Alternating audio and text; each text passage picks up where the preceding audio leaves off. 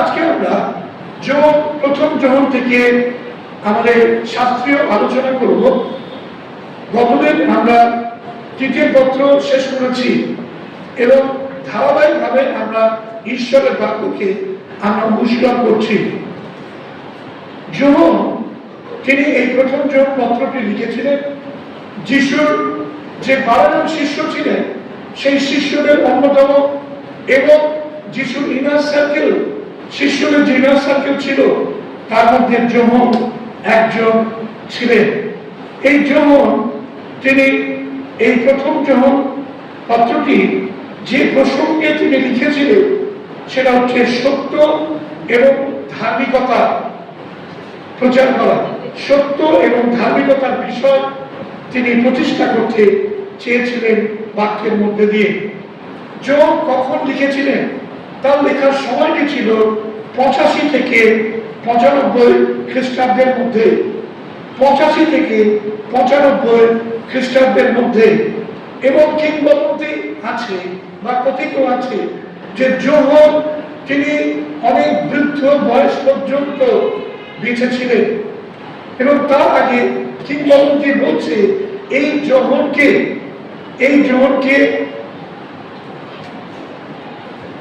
এক রাজার সময়তে, রোমান সম্রাটের সময়তে, ডোমিশিয়ান সম্ভবত তার সময়তে তাকে দ্বীপান্তরিত করা হয়। কিন্তু সেই দ্বীপান্তরের আগে তাকে নাকি গরম তেলে ভাজা হয়, এটা কিংবদন্তি বলছে। কিন্তু ঈশ্বর অলৌকিকভাবে যোহনকে রক্ষা করেন এবং তিনি রক্ষিত হয়ে তারপরে তাকে দ্বীপান্তরে পাঠানো হয় পাটন নামক দ্বীপে। এবং সেই পাটন নামক দ্বীপেতেই যোহন দর্শন পেয়েছিলেন, যেটা প্রকাশিত বাক্য আমরা দেখি। ওকে, সো যোহন তার শেষ বয়সে এই পত্রগুলো লিখেছিলেন 85 থেকে 95 খ্রিস্টাব্দের মধ্যে। এবং এই শেষ বয়সে তিনি ওই মধ্য এশিয়ার বিভিন্ন মণ্ডলীতে, যে মণ্ডলীগুলো ছিল সেই মণ্ডলীতে তিনি সুসমাচারের বার্তা, ঈশ্বরের বাক্য প্রচার করছিলেন। ওকে, এবং খুব পাওয়ারফুল শিক্ষা যোহন প্রচার করেছে। সুতরাং আসুন আমরা এর ব্যাকগ্রাউন্ড বা পটভূমিকা নিয়ে একটু আলোচনা করি। নতুন নিয়মে যে 5খানা পুস্তক রয়েছে, যে পুস্তকগুলো যোহনের নামের সঙ্গে সংযুক্ত রয়েছে, আর এই 5টা পুস্তক কি কি কেউ কি বলতে পারেন? পিছন দিক থেকে 5টা পুস্তক যোহনের নামের সঙ্গে সংযুক্ত নতুন নিয়মের 5টি পুস্তক কি কি?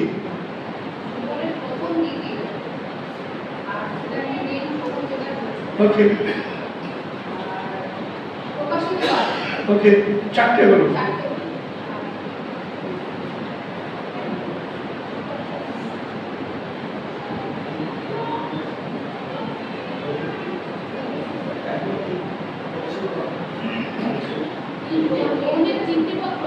ওকে, যোহনের তৃতীয় পত্র, তাহলে প্রথম যোহন, দ্বিতীয় যোহন, তৃতীয় যোহন, যোহনের সুসমাচার এবং প্রকাশিত বাক্য, এই 5টা নিয়ে হচ্ছে যোহন লিখেছেন বলে এই পত্রগুলোকে সবাই জানে। ওকে, থ্যাংক ইউ। যদিও যোহন তার নিজের যে নাম, সেই নামটা পত্রের মধ্যে তিনি উল্লেখ করেননি যে আমি যোহন, আমি লিখছি। কিন্তু দ্বিতীয় শতাব্দীতে যদি আমরা দেখি, সেই শতাব্দীর বিভিন্ন হিস্টোরিয়ান, বিভিন্ন থিওলজিয়ান তারা সাক্ষ্য দিয়ে তাদের লেখায় লিখেছেন যে এগুলো, এই বইগুলো যোহনের লেখা। তাদের মধ্যে কয়েকজনের নাম আমি বলছি, যেমন পাপিয়াস, ইউরেনিয়াস, টার্টুলিয়ান এবং আলেকজান্দ্রিয়ার ক্লেমেন্ট। এরা সকলে হিস্টোরিয়ান কিংবা থিওলজিয়ান। তারা তাদের লেখার মধ্যে দিয়ে প্রকাশ করেছেন যে যোহন এই পত্রগুলি লিখেছিলেন। ওকে, অবশ্যই এগুলো অথেন্টিক, কেননা যাদের নাম বললাম, টার্টুলিয়ান, আলেকজান্ডার, ক্লিমেন্ট, ইউরেনিয়াস, এরা সমানমন্য এক একজন ব্যক্তি ছিলেন চার্চ স্ট্রিটে। ওকে, আমরা দেখি যে প্রেরিত যোহন অর্থাৎ যিশুর যে মূল যে ইয়েরা ছিল তার মধ্যে যোহন ছিলেন। যোহনের প্রথম পত্র এবং যোহন লেখার ধরন, সুসমাচারের মধ্যে যে লেখনির ধারা এবং তার ভাষা, প্রসঙ্গ, এগুলো এত বেশি মিল, যে কারণে আমরা সহজেই বলতে পারি যে সুসমাচারের রাইটার যোহনই ওই পত্রগুলো রাইটার, অর্থাৎ প্রথম যোহন, দ্বিতীয় যোহন এবং তৃতীয় যোহন। কেন লেখার মধ্যে অনেক সামঞ্জস্য, ভাষার ব্যবহার, ধারা, লেখনী সবকিছুর মধ্যে একটা মিল আমরা খুঁজে পাই। ওকে, সো এই পত্রের প্রাপত্যে কোথাও উল্লেখ করা হয়নি যে কাদের উদ্দেশ্যে যোহন তিনি লিখছেন। যেমন পৌলের অন্যান্য পত্রের মধ্যে পৌল বলছেন রোমীয়দের প্রতি পত্র, গালাতীয়দের প্রতি পত্র, করিন্থীয়দের প্রতি পত্র। তিনি ডাইরেক্টলি উল্লেখ করে দিচ্ছেন কাদেরকে উদ্দেশ্য করে তিনি পত্র লিখছেন। কিন্তু যোহন কিন্তু তার যে প্রাপক তাদের কিন্তু না উল্লেখ করে দেননি। তার মানে বোঝা যাচ্ছে যে যোহন এটা মণ্ডলীর উদ্দেশ্যে লিখেছিলেন, যেটা ইন জেনারেল, যেটা কোনো পার্টিকুলার কোনো পৌলের মতো নির্দিষ্ট মণ্ডলীর কাছে লিখিত পত্র নয়, কিন্তু এটা ইন জেনারেল পত্র, যেটা সকল মণ্ডলীর জন্যই এই পত্রের কথাগুলি, বাক্যগুলি প্রযোজ্য। ওকে, সো এই পত্রের কোনো অভিবাদন অথবা ব্যক্তি, স্থান কিংবা ঘটনা কোনো উল্লেখ আমরা দেখতে পাই না। ওকে, এই অসাধারণ কাঠামোর সম্ভাব্য ব্যাখ্যা হলো এই যে যোহন ইফিসে তার গৃহে, অর্থাৎ তার বাসস্থান ছিল ইফিসে, ঠিক আছে, এবং তিনি সেখানেই বসবাস করছিলেন ইফিসে, এবং সেখান থেকে এশিয়া প্রদেশে, এশিয়া মাইনরে বিভিন্ন যে মণ্ডলীগুলো ছিল সেই মণ্ডলীগুলোতে তিনি পৈতৃক দায়িত্ব বহন করছিলেন। বিভিন্ন মণ্ডলীতে, এশিয়াতে কোন কোন মণ্ডলী ছিল আপনাদের মনে হয়? এশিয়াতে কোন কোন মণ্ডলী ছিল কি মনে হয়?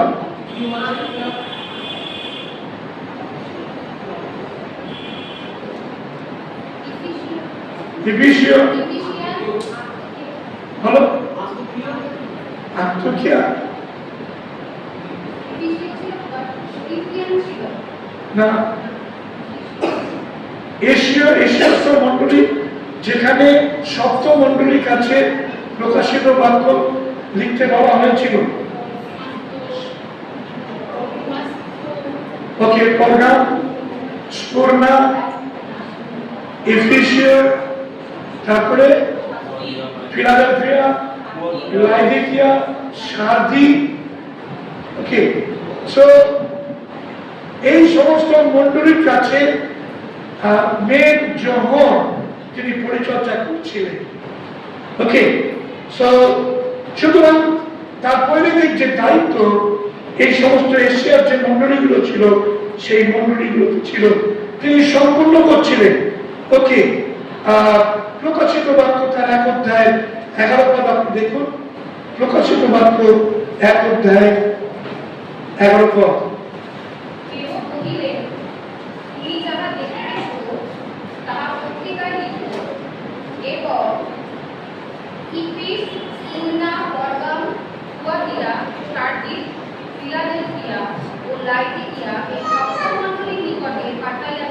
ওকে, তাহলে ওই মণ্ডলীগুলো পুরো নাম ওখানে রয়েছে, সপ্তমণ্ডলীর নাম। ওকে, থ্যাংক ইউ। সুতরাং মণ্ডলীর মধ্যে লোকদের একই রকম সমস্যা এবং একই প্রয়োজন থাকায় যোহন একটা খোলা চিঠি লিখেছিলেন, যে চিঠিতে তিনি তার ব্যক্তিগত বিষয়গুলো তিনি উল্লেখ করেছেন যেটা মণ্ডলীতে প্রয়োজন রয়েছে, এবং এই চিঠি তিনি তার ব্যক্তিগত দূতের দ্বারা প্রেরণ করে দিয়েছিলেন কিংবা তার মৌখিকভাবেও শুভেচ্ছা জানিয়ে পাঠিয়েছিলেন। অতএব এই পত্রের সবচেয়ে যে গুরুত্বপূর্ণ যে প্রেক্ষাপট সেটা হচ্ছে খ্রিস্টের পরিত্রাণ এবং বিশ্বাসীদের মধ্যে তার কার্যকারিতার সম্পর্কে ভ্রান্ত শিক্ষা এবং যে সমস্যাগুলো সেই প্রসঙ্গে যোহন পত্রটি লিখছিলেন। যে গুরুত্বপূর্ণ বিষয় খ্রিস্টের পরিত্রাণ, যিশুর মধ্যে দিয়ে পরিত্রাণ এসছে, বিশ্বাসীদের মধ্যে তার কার্যকারিতা কতটুকু এবং ভ্রান্ত শিক্ষা কিভাবে মণ্ডলীকে নষ্ট করছিল, বিশ্বাসীদের বিশ্বাস থেকে বিচ্যুত করছিল, সেগুলো ছিল মেন এর পটভূমিকার মধ্যে। ওকে, আমরা দেখি এরপরে যে উদ্দেশ্য কি ছিল। পত্রটির উদ্দেশ্য, দুটো উদ্দেশ্য ছিল। প্রথম উদ্দেশ্য হচ্ছে যে ভ্রান্ত শিক্ষকদের আদর্শগত এবং নৈতিক ভুলগুলো ধরিয়ে দেওয়া। ভ্রান্ত শিক্ষকদের যে আদর্শগত দিক, তাদের যে নৈতিক যে ভুলগুলো রয়েছে সেগুলোকে ধরিয়ে দিয়েছেন যোহন, এবং যেগুলো তিনি দেখেছেন যে তাদের শিক্ষার মধ্যে ভুল রয়েছে সেগুলোকে তিনি খণ্ডন করেছেন। এটা হচ্ছে যোহনের পত্র লেখার প্রথম উদ্দেশ্য। দ্বিতীয় উদ্দেশ্য হচ্ছে সত্য এবং ধার্মিকতা এবং পূর্ণ আনন্দে ঈশ্বরের পুত্ররূপে যিশুতে বাধ্য বিশ্বাসের মাধ্যমে জীবনযাপন করা, পবিত্র আত্মার উপস্থিতিতে চলা এবং আত্মিক সন্তানদেরকে পরামর্শ দেওয়া যেন তারা ঈশ্বরের সঙ্গে পবিত্র সহভাগিতায় জীবন যাপন করতে পারে। এটাই যোহনের দ্বিতীয় উদ্দেশ্য ছিল, যেন পবিত্র আত্মার উপস্থিতিতে বিশ্বাসীরা চলে, তারা যেন পবিত্র আত্মার সঙ্গে সহভাগিতা বজায় রেখে চলতে পারে, তারা যেন আত্মিক সন্তান রূপে পরিগণিত হয়। আর সেই জন্যই তিনি পরামর্শ দিচ্ছেন তার বাক্যের মধ্যে দিয়ে। আর এই জন্য যখন আমরা এই পত্রটি পড়ি, এই পত্রের মধ্যে দিয়ে আমরা সেইভাবে গঠিত হতে পারি। তারপর আমরা যখন এই পত্রটি নিয়ে আলোচনা করি, আমরা মনোযোগ করব এই পত্রটিতে যেন আমরা ধ্যান দিতে পারি। চলে যাই আমরা মূল শাস্ত্রাংশে। যোহন তার এক অধ্যায়ে আমরা দেখি এক পদ, যেটা জীবনের বাক্য। জীবনের বাক্যের বিষয়তে যোহন প্রথমে উল্লেখ করছেন। তিনি বলছেন, যাহা আদি হইতে ছিল, যাহা আদি হইতে ছিল। ঈশ্বরের বাক্য কি বলছে? আদিতে কি ছিল? আদিতে বাক্য ছিল, তাই না? যোহন তার এক অধ্যায় এক পদ, আদিতে ঈশ্বর ছিলেন, ঈশ্বর বাক্য ছিলেন এবং বাক্য ঈশ্বরের কাছে ছিলেন। ওকে, সুতরাং সেই যোহন যিনি সুসমাচারের বাক্যের কথা বলেছেন এবং বাক্যকে বলছেন যে ঈশ্বর, সেই যোহন তিনি বলছেন, যাহা আদি হইতে ছিল, যাহা তোমরা আমরা শুনিয়াছি, আমরা বাক্য শুনেছি, আদি থেকে ছিল, আর সেই বাক্য আমরা শুনে আসছি। এবং তারপরে তিনি বলছেন যে সেই বাক্য মাংসে মূর্তিমান হয়েছে, সেই কথাটা তিনি এখানে উল্লেখ করছেন। দেখুন বলা, যাহা স্বচক্ষে দেখিয়াছি। কেননা যোহন তার সুসমাচারে বলছেন আদিতে বাক্য ছিল, বাক্য ঈশ্বর ছিলেন, বাক্য ঈশ্বরের কাছে ছিলেন। তারপরে গিয়ে 14 পদে বলছে, আর সেই বাক্য মাংসে মূর্তিমান হলেন এবং আমরা কি স্বচক্ষে তার মহিমা দেখিলাম। একজাত পুত্রের মহিমা, যিনি ঈশ্বরের অনুগ্রহে পরিপূর্ণ সুতরাং যোহন বলছেন এখানে, তিনি বলছেন যা সচক্ষে দেখিয়াছি, তার মানে সেই বাক্য যিনি ঈশ্বর ছিলেন তিনি কি হলেন? মর্তে মাংস রূপে প্রভু যীশু খ্রিস্ট মর্তে জন্মগ্রহণ করলেন। তিনি সেই বাক্য, তিনি সেই ঈশ্বর, মর্তে তিনি মাংসে আসলেন এবং সেই যিশু আসলেন পৃথিবীতে। আর যোহন তার সান্নিধ্যে অবস্থান করেছিলেন, তার 12 শিষ্যের অন্যতম ছিলেন। আর তাই তিনি বলছেন সাক্ষ্য দিয়ে যে যা সচক্ষে দেখিয়াছি। এখন বিভিন্ন সময়তে ভোটের প্রচার হচ্ছে, যখন বিভিন্ন মানুষেরা তারা কিন্তু রাস্তার ধারে, কখনো মুখ্যমন্ত্রীর প্রচার হলে তারা যাচ্ছে রাস্তার ধারে গিয়ে দেখছে, হাত নাড়ছে, করছে। আবার যখন প্রধানমন্ত্রী আসছে তখন প্রধানমন্ত্রীর জন্য রাস্তার ধারে দাঁড়িয়ে থাকছে, হাত নাড়ছে, করছে, তাই না? আবার যখন ফিল্ম স্টাররা তারা যখন আসছে তখনও সেখানে আমরা দেখছি যে দেখছে ভিড় হচ্ছে দেখার জন্য। কি? সচক্ষে দেখার জন্য। টিভিতে দেখেছি, পর্দায় দেখেছি, নাম শুনেছি, কিন্তু আমি সচক্ষে দেখিনি। তো সচক্ষে নিরীক্ষণ করার জন্য আমরা কি করি? আমরা রাস্তার ধারে দাঁড়িয়ে থাকি, তাই তো? প্রিয় ভাই বোন, যোহন যিশুকে সচক্ষে দেখেছিলেন। আপনি আমি যিশুকে সচক্ষে দেখতে পাচ্ছি না, কিন্তু ঈশ্বরের বাক্য বলছে ধন্য যারা না দেখিয়া বিশ্বাস করে। আপনি আমি না দেখে ঈশ্বরের বাক্যে বিশ্বাস করে আমরা যিশুকে বিশ্বাস করেছি, আমরা ধন্য। সুতরাং তিনি বলছেন যা সচক্ষে দেখিয়াছি, যা নিরীক্ষণ করিয়াছি। নিরীক্ষণ মানে অবজার্ভ। শুধু দেখেছি তা নয়, কিন্তু সেই দেখাটা হচ্ছে পর্যবেক্ষণ, নিরীক্ষণ। মানে বিজ্ঞানের ভাষায় যদি বলি তাহলে সেখানে অবজারভেশন, তাই না? এটা বিশেষভাবে দরকার হয়। সুতরাং যোহন বলছেন whatever I have observed, আমি নিরীক্ষণ করলাম। মাইক্রোস্কোপের নিচে কোনো কিছু নিয়ে গেলে বিজ্ঞানের ছাত্র ছাত্রীরা তারা নিরীক্ষণ করে কি আছে মাইক্রোস্কোপের মধ্যে, কি যেটা খালি চোখে দেখতে পাওয়া যায় না। যোহন তিনি বলছেন যিশুকে কেবল সচক্ষে দেখেছেন তারা, কিন্তু সেই যিশুকে তিনি নিরীক্ষণ করেছেন। প্রিয় ভাই বোন, আপনার যিশুকে আপনি কেমন ভাবে নিরীক্ষণ করছেন? বাক্যের আলোকে, বাক্যের দ্বারা কেমন ভাবে আপনি যিশুকে জানতে পারছেন? আপনি যেমন জানতে পারবেন আপনার বিশ্বাসের মাত্রা প্রভুর প্রতি তত গভীর হবে। হালেলুয়া। প্রভুকে যদি আপনি সেইভাবে নিরীক্ষণ না করেন, আপনি প্রভুর প্রতি সেই অনুরাগ, সেই বিশ্বাস, ভক্তি ইত্যাদি সেইভাবে থাকবে না। কিন্তু যত বেশি আপনি প্রভুকে নিরীক্ষণ করবেন, তার ঈশ্বরত্বকে আপনি আবিষ্কার করতে পারবেন, আর তত বেশি আপনি তাকে আঁকড়ে ধরবেন। তিনি কেবল মনুষ্য ছিলেন না, তিনি ঈশ্বর ছিলেন।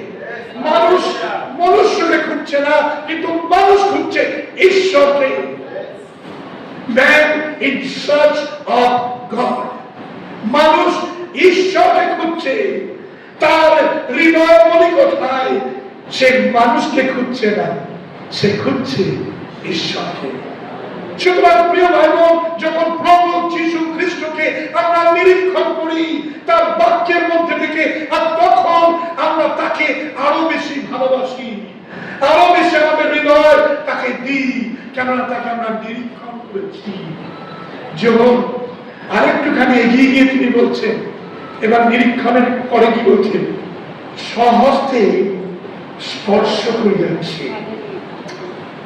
তার মানে কেবল মানুষ চোখে কেবল দেখেছি তা নয়, আমি আমার চোখ দিয়ে দেখেছি তা নয়, কিন্তু আমি আমার হাত দিয়ে স্পর্শ করেছি, যাহা সহস্তে স্পর্শ করিয়াছি। প্রিয় ভাই বোন, এই অনুভূতি, এই উপলব্ধি অবশ্যই অত্যন্ত গুরুত্বপূর্ণ। ঠিক তো? ঠিক বলছি তো? অত্যন্ত গুরুত্বপূর্ণ যে সব হস্তে তিনি যিশুকে ছুঁয়েছেন, ঈশ্বরকে, মানুষের অবস্থানকারী ঈশ্বরকে তিনি ছুঁয়েছেন। আর সেইটাই তিনি বলছেন, আমি সহস্তে তাকে স্পর্শ করিয়াছি। প্রিয় ভাইরা, আসো, যাদের জীবনে প্রভু দর্শন দেয়, স্বপ্নের মধ্যে দিয়ে দর্শন দেয়, তাদের জীবনের অভিজ্ঞতা হচ্ছে অদ্ভুত। অনেকে সুস্থ হয়েছেন, তারা সাক্ষ্য দিয়েছেন যে প্রভু আমার বিছানার কাছে এসেছেন, তিনি বসেছেন, তিনি আমার হাত বুলিয়ে দিয়েছেন আর আমি সুস্থ হয়ে গেছি। এটা স্পর্শ। দর্শনের মধ্যে প্রভু স্পর্শ, তাদের উপলব্ধি অনেক বেশি, প্রভুর প্রতি উপলব্ধি অনেক বেশি। যিশু এসে তাদেরকে দেখা দিয়েছে, তারা দেখেছে। ওকে, জীবনের সেই বাক্যের বিষয় লিখিতে চাই। প্রিয় ভাই বোন, সেই কারণে যে কোনো বিশ্বাসীকে, মানে যারা শব্দ বিশ্বাসী হচ্ছে, তাদেরকে আপনি যোহন লিখিত সুসমাচার এবং যোহনের পত্রগুলো আপনি আমি দিতে পারি। কেননা এই পত্রগুলোর মধ্যে দিয়ে এবং সুসমাচারের মধ্যে দিয়ে প্রভু যিশুকে কিভাবে প্রেজেন্ট করেছেন সেটা আমরা বুঝতে পারি। আর একজন নতুন বিশ্বাসী যখন যিশুকে যোহনের মধ্যে দিয়ে বা যোহনের চোখ দিয়ে দেখতে পায়, তখন কিন্তু তার অভিজ্ঞতা অনেক বেশি গুরুত্বপূর্ণ হয়। তাই আপনি তাকে বলুন যে যোহন লিখিত সুসমাচার করুন। আগে যোহন লিখিত সুসমাচার বাইবেল সোসাইটি প্রিন্ট করতো, এখন বর্তমানে প্রিন্ট হচ্ছে না, কিন্তু তখন যোহন লিখিত সুসমাচারটা প্রিন্ট হয়ে সবাইকে আমরা দিতাম। প্রিয় ভাই বোন, যোহন তিনি তার অভিজ্ঞতার কথা এখানে লিখেছে। আসুন, যোহনের এই যে অভিজ্ঞতা, সেই অভিজ্ঞতাকে আমরা আমাদের জীবনেতে রপ্ত করি। যখন আমরা পড়ি, শুধু গল্প করে পড়ে গেলাম নয়, কিন্তু প্রত্যেকটা শব্দকে ভালো করে উপলব্ধি করা, যোহন কি বলতে চাইছেন এই কথাগুলোর মধ্যে দিয়ে। চলে যায় 2 পদে, তিনি বলছেন তার লেখনীর মধ্যে, আর সেই জীবন প্রকাশিত হইলেন। এখানে তিনি বলছেন পার্সনিফাই করেছেন, অর্থাৎ বাক্যকে তিনি বলছেন সেই জীবন। দেখুন বলছে সেই জীবন প্রকাশিত হইলেন। তাহলে জীবন প্রকাশিত হইলে তার মানে কি?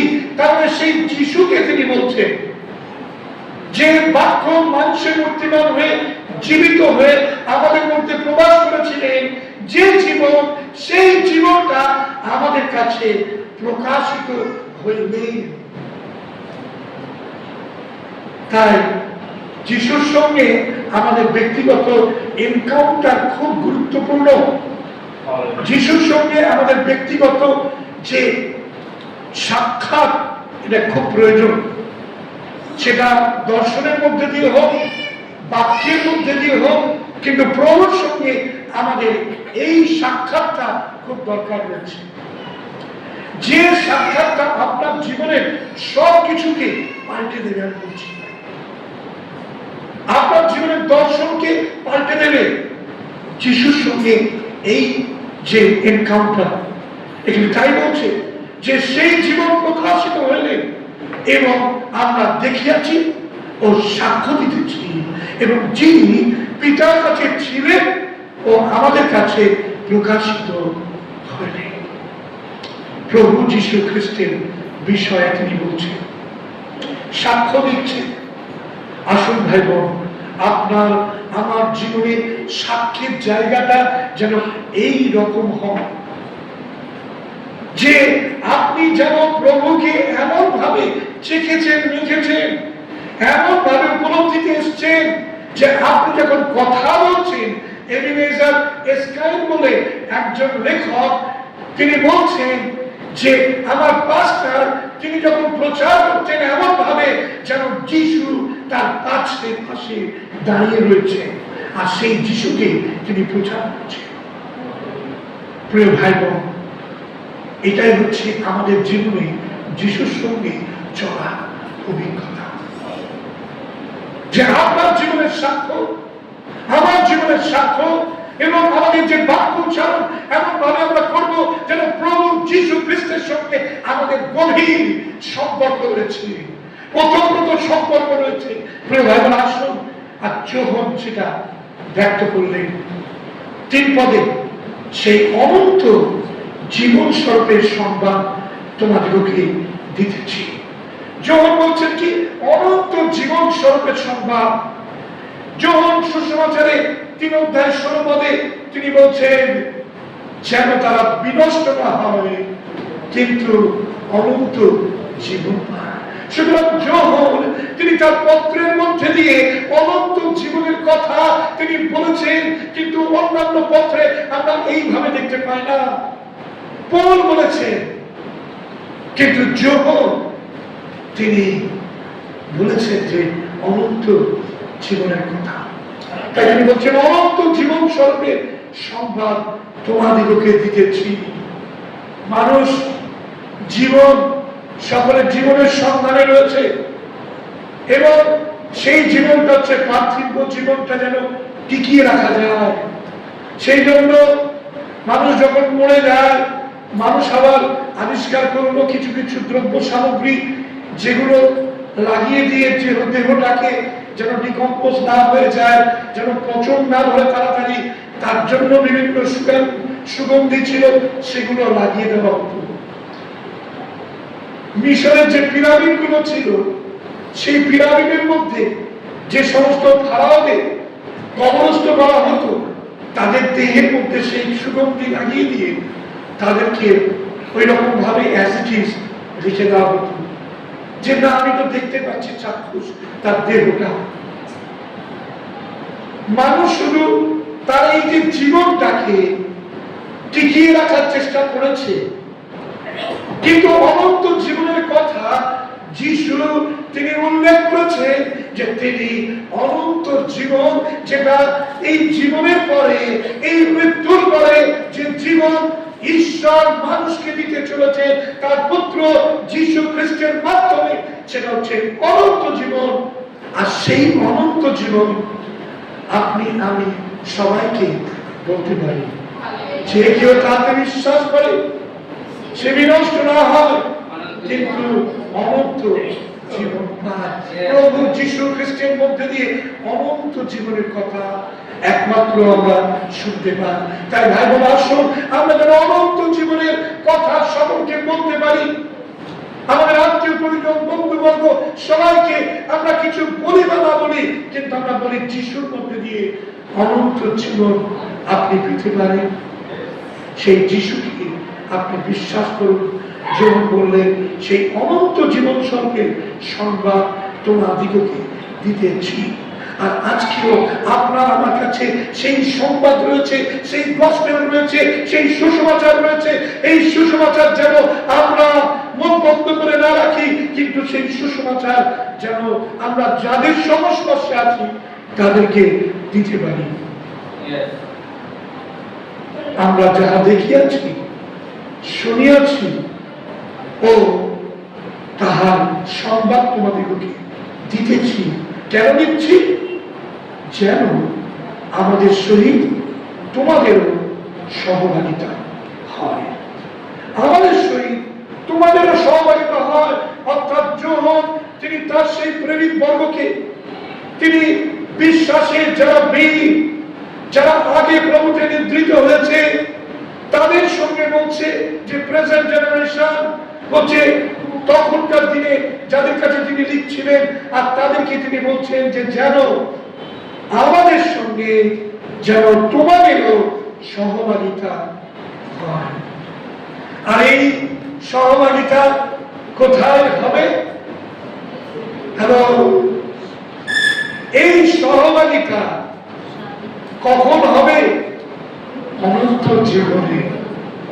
মৃত্যুর পরে যে অনন্ত জীবন আমরা প্রাপ্ত হব, সেটা যারা আগে মারা গেছে তারা উত্থাপিত হবে, পরে যারা মারা যাবে তারাও উত্থাপিত স্থাপিত হবে, যারা আমরা অবশিষ্ট থাকবো, তারা আমরা চক্ষুর পলকে রূপান্তরিত হব, আমরা প্রভুর সঙ্গে সেই প্রেম যুগে এক জায়গায় নিত হব, আমরা অনন্ত জীবনে প্রবেশ করব, সেখানে আমাদের সকলের সঙ্গে সহভাগিতা। হালেলুয়া! সেই সহভাগিতার অপেক্ষায় আমরা রয়েছি। পিতা আব্রাহাম আছেন, লাসার আছেন, যাকব আছেন, মসি আছেন, সবাই আছেন। আমরা সেইখানে আমরা যাব স্বর্গে যাব, পেয়ে যিশুর পরিত্রাণ। আজ মহা পরিত্রাণ, আজ মহা পরিত্রাণ। আমরা সবাই বিশ্বাসী ভাই বোনেরা সকলে আমরা এক সহভাগিতায় আমরা মিলিত হব। এটা কত আনন্দের বিষয়! হালেলুয়া! আনন্দ করুন যে আমি সেই সহভাগিতার মধ্যে প্রবেশ করবো, যেখানে আমি সমস্ত পিতৃপুরুষদের সাক্ষাৎ অবস্থান করব। সকলের সঙ্গে করবন্ধন করবেন, আপনি মুখ কালাকালি করবেন, দেখতে পারতাম না মধ্যে একদম করবেন না। সেই রাজ্যে গিয়ে সবাইকে আপনি করবন্ধন করবেন, সবাইকে আপনি বিশ করবেন। হালেলুয়া! প্রিয় ভাই আসুন, যেমন এটাই বলছি যে আমরা যেন সেই সহভাগিতার মধ্যে পৌঁছতে পারি, আর যেন আমাদের যে সহভাগিতা তাহার পিতার, তাহার পুত্র যিশুর খ্রিস্টের সহিত সহভাগিতা রাখার সঙ্গে, পিতার সঙ্গে, পুত্র এবং পুত্রের সঙ্গে, যারা পুত্রকে যাদেরকে তিনি এক করেছেন, আহ্বান করেছেন, বিশ্বাসী, তাদের মধ্যে সহভাগিতা। পিতা, পুত্র এবং বিশ্বাসী সকলের সহভাগিতা হবে। আসুন ভাই বোন, আমরা আমাদের যেন আনন্দ যেন সম্পূর্ণ হয় যখন আমরা পিতা, পুত্র এবং পবিত্র আত্মার সঙ্গে সেই সহভাগিতার মধ্যে প্রবেশ করব। এবং এই জন্যই যখন বলছেন আমি তোমাদেরকে লিখিতেছি।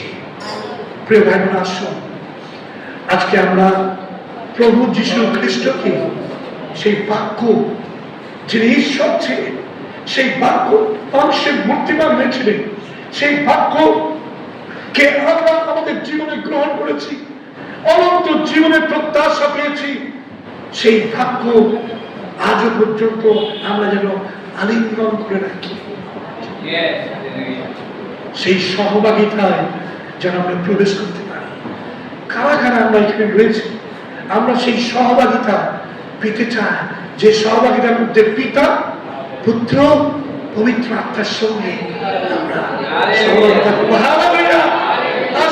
আমরা সকল উঠে দাঁড়াই এবং সেই সহভাগিতার জন্য আমরা প্রভুকে ধন্যবাদ জানাই যে প্রভু যীশু খ্রিস্টের মধ্যে দিয়ে আমরা সেই পিতা ঈশ্বর, আমরা সেই পুত্র ঈশ্বর এবং সেই পবিত্র আত্মা ঈশ্বরের সঙ্গে আমরা স্বর্গীয় স্থানে সেই সহভাগিতায় লিপ্ত হব, যেখানে আমাদের পূর্বের যে বিশ্বাসীরা, যে পিতৃপুরুষেরা, তারা প্রভুতে নিদ্রাগত হয়েছে এবং যারা আমাদের আগে যাবেন এবং আমরা যারা যাব, প্রত্যেকে আমাদের পরে যারা যাবে, সকলে খ্রিস্ট যিশুকে আমরা একই সহভাগিতার মধ্যে প্রবেশ করব, আমরা আনন্দে থাকবো।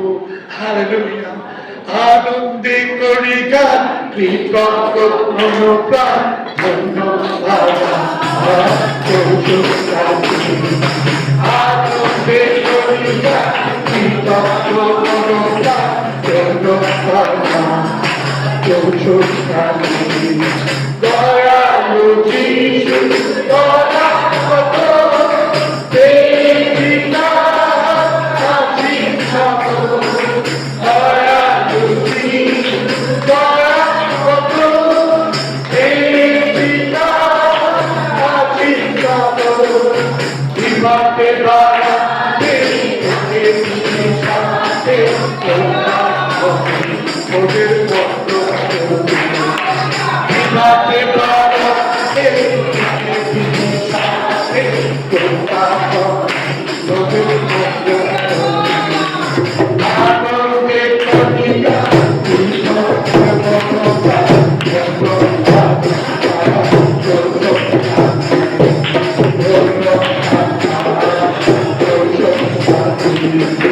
গল্পটা